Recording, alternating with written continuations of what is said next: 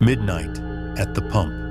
The flickering fluorescent light above the gas station cast an eerie glow over the empty pumps. Emma stepped out of her car, the chilly night air sending a shiver down her spine. Her hands fumbled with the nozzle as she filled her tank, glancing nervously at the dark road stretching endlessly in both directions. It was the kind of night where every sound seemed louder, every shadow darker. She was alone, or so she thought. As the pump clicked off, Emma heard it, the crunch of gravel underfoot. Her head snapped toward the sound, but there was no one there. The gas station's convenience store was dark, its windows boarded up, and the lot was empty save for her car. "Just my imagination," she muttered, trying to steady her breathing.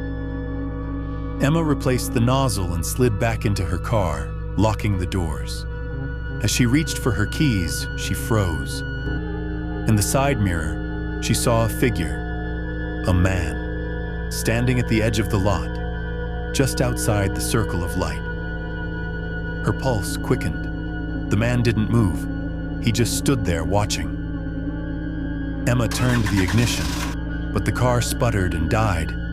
She cursed under her breath, frantically twisting the key again. Nothing. When she looked back at the mirror, the man was gone. A sharp knock on the passenger side window made her scream. She whipped her head around to see the man's face, pale and expressionless, pressed against the glass. His eyes were wide, unblinking. He didn't speak. He just stared, his breath fogging the window. Emma scrambled for her phone, her hands shaking so violently she nearly dropped it. She dialed 911, but before the call connected, the man disappeared again.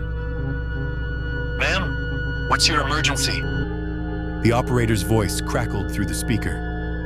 "There's someone here," Emma whispered, her voice barely audible. "He's..." A loud thud cut her off.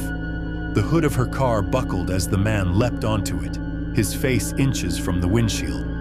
His grin was unnatural, too wide, his teeth gleaming in the harsh light. Emma screamed, throwing the car into gear. The engine roared to life this time, and she floored it, sending the man tumbling off the hood. She didn't stop to see where he landed.